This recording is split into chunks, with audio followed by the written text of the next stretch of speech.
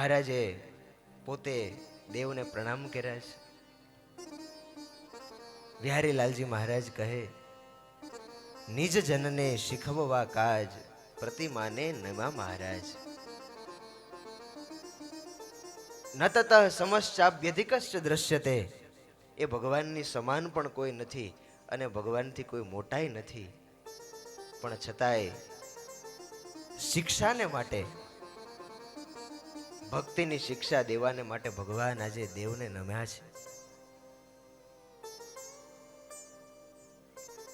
આદર્શ નેતા એ કહેવા કરતા પણ કરવામાં વધારે માને.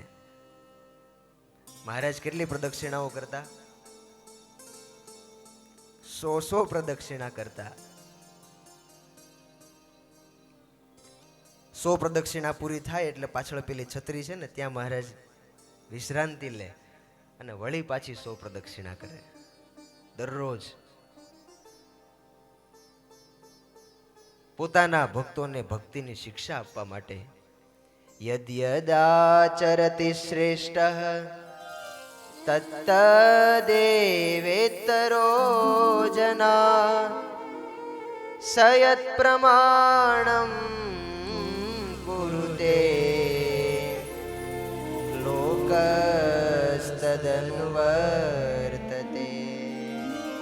મોટા હોય અને એ જે પ્રમાણે કરે એમ પાછળ બધા કરતા હોય છે.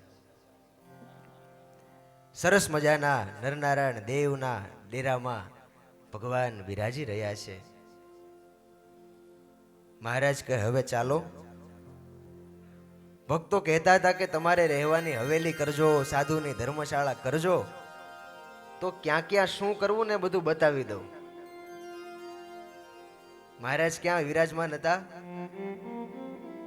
લક્ષ્મીનારાયણ દેવના ડેરા પાસે મહારાજ ઉભેલા. ત્યાંથી મહારાજ પશ્ચિમ દિશાની રૂપ ચોકી, એટલે અક્ષર ભુવનથી આપણે જે સીડી ચડીએ છીએ એ દરવાજા ઉપર, એ પગથિયા ઉપર મહારાજ ત્યાં ઉભા રહ્યા. ત્યાંથી મહારાજ અક્ષર ભુવન બાજુ આવ્યા. હરિમંડપ જે આજ જ્યાય તહા દિશા પશ્ચિમ માય. ત્યાંથી ચાલતા મહારાજ અક્ષર ભુવનથી હરિમંડપ, અહીંયા મહારાજ પધાર્યા. હરિમંડપથી મહારાજ હાલ જ્યાં સભા મંડપ છે, અત્યારે આપણે જ્યાં બેઠા છીએ, મહારાજ ત્યાં પધાર્યા.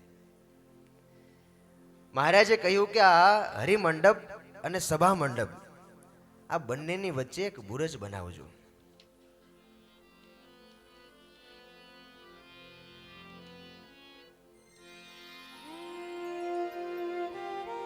બુરજ એટલે શું? દર્શન કર્યા છે બુરજના? કોઠો. આપણે પ્રવેશ કરીએ ત્યાં કોઠો છે ને. શ્રીજી મહારાજ જ્યારે ઉત્સવ સમયાઓ કરવા આવે, હજારો હરિભક્તો હોય, ભીડ થાય, એટલે મહારાજ પછી ક્યાં બિરાજમાન થાય? એ કોઠા ઉપર. બીજો એનો ઉપયોગ સમયામાં આવ્યા હોય, એ વખતે કઈ આજના જેવી સિક્યુરિટી માટે કેમેરા નહોતા.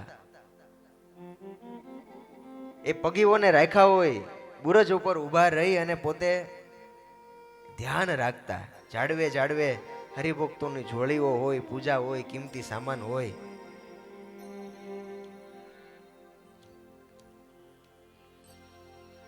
તેની વિગત કહું સુણો રાય, જેહ સાંભળતા સુખ થાય. આજ મંદિર છે તહા આવી, પોતે ચાલીને જગ્યા બતાવી. પોતે ચાલતા આવ્યા અને જગ્યા બતાવવા લાગ્યા. અહીંયા એક બુરજ કરજો. ત્યાંથી મહારાજ આગળ ચાલ્યા અને ગરડાવાળી, હાલ જ્યાં ચાલી કહેવાય છે, સાધુની ધર્મશાળા એનો ઉપરનો માળે ગરડાવાળાની ચાલી કહેવાય, ત્યાં ગરડાના સંતો ઉતરતા. મહારાજ ત્યાં પધાર્યા અને મહારાજ કહે કે અહીંયા બીજો બુરજ કરજો. કોઠો ત્યાં કરવો કહ્યો એક, ત્યાંથી ઉત્તરમાં જતા છેક ધર્મશાળાનો ખૂણો છે જ્યાં બીજો કોઠો કરવાનું ગયું ત્યાં. એક કોઠો અહીંયા કરવાનો અને બીજો ત્યાં. પછી મહારાજ વળી આમ પૂર્વ બાજુ ચાલ્યા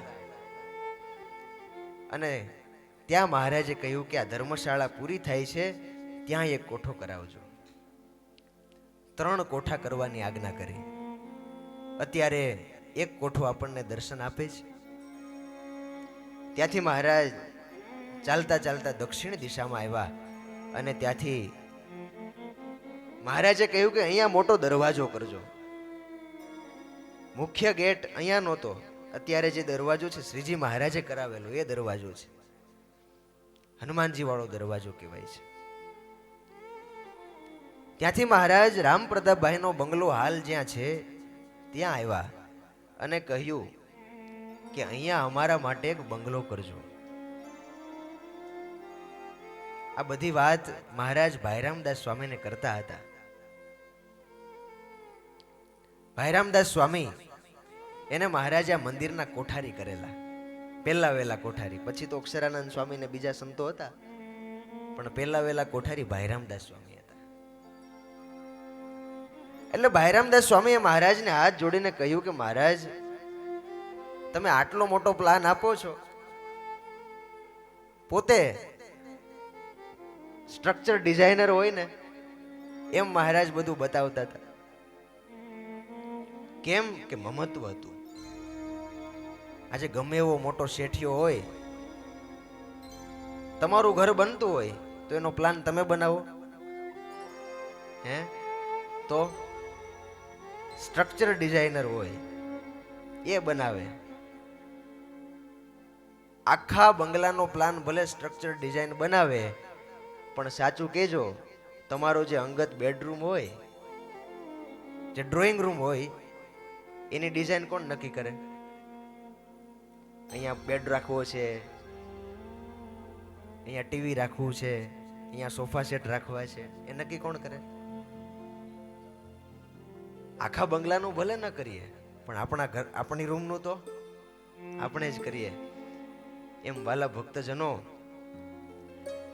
બીજે બધે કદાચ શ્રીજી મહારાજે બંગલા બનાવ્યા હશે, પણ આ વડતાલ તો શ્રીજી મહારાજનો અંગત રૂમ છે, અંગત ઓરડો છે. પોતે ક્યાં શું કરવું, ક્યાં કેવી રચના કરવી, એ બધું પોતે માર્ગદર્શન કરે છે. ભાઈરામદાસ સ્વામીએ મહારાજને કહ્યું કે મહારાજ, આટલું બધું બનાવશું તો પાણીનો કૂવો તો જોઈશે ને? મહારાજ કે જોઈએ જ ને, કૂવો ગળાવો, કૂવા વિના કેમ ચાલે? એવી મોટી જગ્યા થશે એમાં, ત્યારે કૂવા વગર ચાલે કેમ? આજ મંદિરથી રહોરાય, કૂવો છે એક પશ્ચિમ માય. મંદિરથી પશ્ચિમમાં કયો કૂવો છે? જ્ઞાનકૂપ. થોડા સમય પછી મહારાજ વળી પધારેલા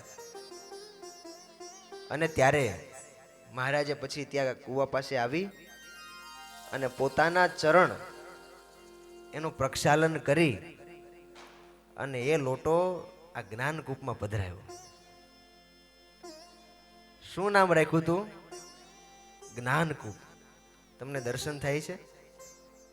અહીંયા બરાબર ચોકમાં વચ્ચે જ્ઞાનકૂપ દર્શન આપે છે. પોતે પોતાના ચરણ ધોઈ અને એ પ્રસાદીનું જળ મહારાજે જ્ઞાનકૂપમાં નાખ્યું અને શું બોલ્યા? વળી બોલિયા ધર્મ કુમાર, આઠે કાણે અમે ઘણી વાર જ્ઞાન વાતો કરી છે અનુપ, માટે નામ આનું જ્ઞાનકૂપ. મહારાજ કે ઘણી વખત અહીંયા બેસીને અમે જ્ઞાન વાતો કરી છે, માટે આ કૂવાનું નામ જ્ઞાનકૂપ રાખજો. ગણતા મોટું તીર્થ ગણાશે, ગંગા ગોમતી થી શ્રેષ્ઠ થાશે. કરશે આહી જે જન સ્નાન, તેને ઈશ્વરનું થશે જ્ઞાન. મહારાજ કહે ગોમતી અને ગંગાથી પણ આ મોટું તીર્થ ગણાશે, અને અહીંયા કોઈ સ્નાન કરશે. અમે ઘણા સમય સુધી અહીંયા જ્ઞાન વાર્તાઓ કરી છે, માટે આ કૂવામાં જે સ્નાન કરશે એને ભગવાનનું જ્ઞાન થશે. લ્યો, કેટલા ભક્તોને સ્નાન કરવું છે, પણ કૂવાની રચના એવી છે ને કે એમાં ડૂબકી મરાય એવું છે, એનું તો આચમન થાય. હવે આચમન કરવામાં ઘણી તકલીફ છે, મોટર શરૂ કરવી પડે ને એવું બધું છે, પણ આ સંતોએ સંકલ્પ કર્યો. આપણે પૂજ્ય બ્રહ્મ સ્વરૂપ સ્વામી છે ને, એ બીજું પાણી પીતા જ નથી, અને એટલા માટે જો દરરોજ સવારે કથા કરે છે. દરરોજ સવારે પાણી જ્ઞાનકૂપમાંથી સિંચી ઠાકોરજીનો અભિષેક પણ એ જળથી કરવાનો, પીવા માટે પણ એ પાણી વાપરવાનું, બધું જ. અને આ જ્ઞાનકૂપની વાત થતી હતી એટલે પૂજ્ય બ્રહ્મસ્વામીએ કીધું કે આજે ઠાકોરજીનો અભિષેક કર્યો છે, આટલા બધા ભક્તો આવ્યા છે, તો ભક્તો બધા ક્યાં જ્ઞાનકૂપનું પાણી ભરવા જશે, એક એક સિંચવા જશે. એટલે એમણે કૃપા કરી અને એમના ઠાકોરજીનું જે પ્રસાદીનું જળ છે ને, લોટો ભરીને આપણા માટે મોકલાવ્યું છે. હવે પ્રાર્થના કરીએ સંતોને, પૂજ્ય કેશવપ્રિય સ્વામી, એ આપણે પાન ન કરીએ તો કાંઈ નહીં, એકાદો છાંટો અડે તો આપણું તો કામ થઈ જાય. પણ એક ધ્યાન રાખજો, ફણગા છેલ ન રહેતા. સંતો આવે છે, નિરખી તેનું નિર્મળ નીર, નાયા તે જળે શ્યામ શરીર. નિરખી તેનું નિર્મળ નીર, નાયા તે જળે શ્યામ શરીર. સંતે લઈ ચરણો દક રાખ્યું, સંતે લઈ ચરણો દગ રાખ્યો.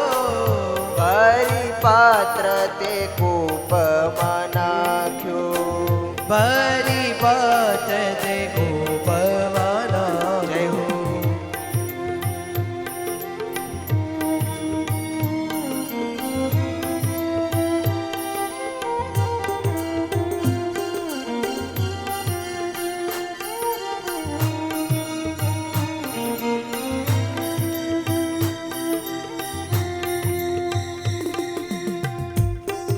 તમે તાળીઓ પાડતા નથી, ચોપાઈ ચાલે છે, તાળીઓ પાડતા જઈએ. સંતો આપણી વચ્ચે પધારી રહ્યા છે.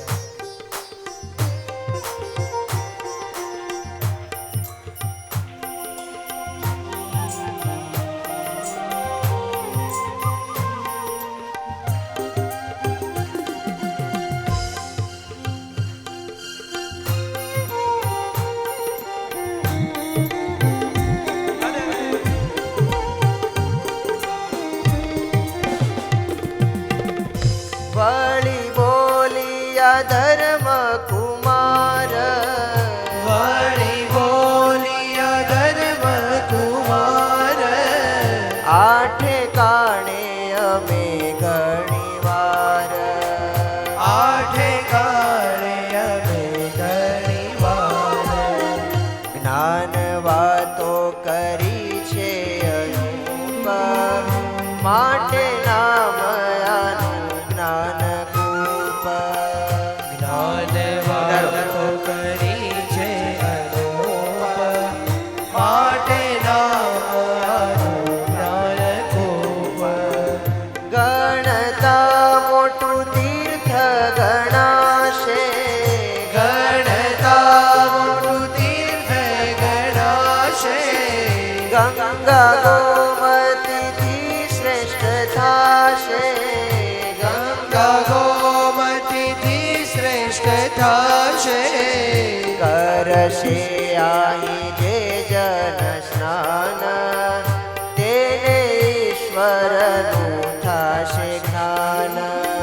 કરશે આઈને જન સ્નાન, તેને ઈશ્વરનું થશે જ્ઞાન. ઓ તેને ઈશ્વરનું થશે જ્ઞાન. તેને ઈશ્વરનું થશે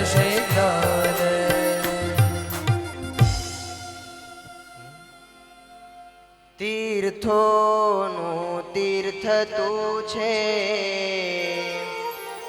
કળુષ સકળનો શત્રુ તું જ્ઞાન કૂપ નાયા જઈને સલીલે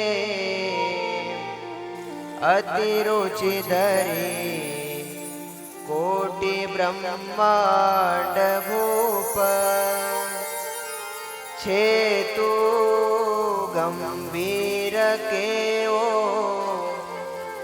વળીવર તુળ છે કૃષ્ણની નાભી જેવો